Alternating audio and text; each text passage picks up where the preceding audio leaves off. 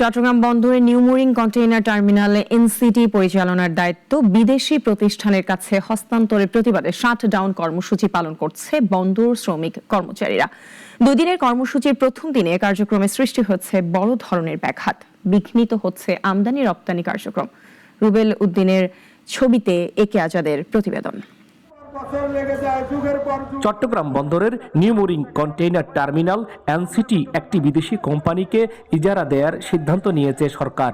এর প্রতিবাদে কর্মবিরতিতে গেছেন বন্দরের শ্রমিক কর্মচারীরা। শুধু বন্দরের শ্রমিক কর্মচারী নয়, বন্দর সংশ্লিষ্ট বেসরকারি শ্রমিকরাও অংশ নেয় এই আন্দোলনে।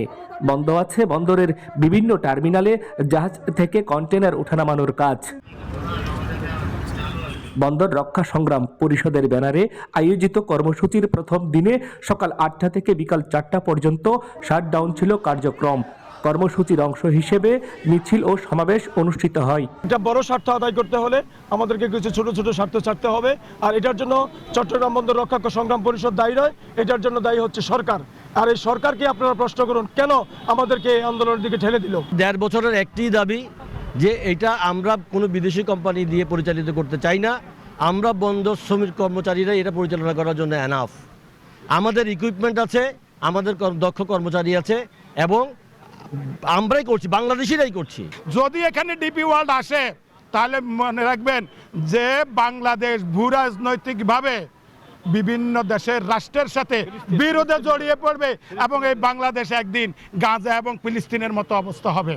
বন্দর কর্তৃপক্ষ জানিয়েছে, সরকারের সিদ্ধান্তের বিরুদ্ধে কোনো ধরনের আন্দোলন, সভা, মিছিল বা সামাজিক যোগাযোগ মাধ্যমে পোস্ট দেওয়া শাস্তিযোগ্য অপরাধ হিসেবে গণ্য হবে।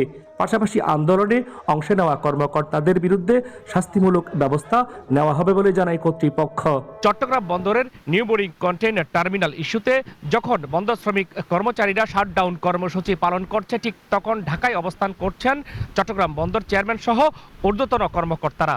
আন্দোলনকারীরা মনে করছেন তড়িঘড়ি করে ডিপি ওয়ার্ল্ডের সাথে চুক্তি সই করতে যাচ্ছে সরকার।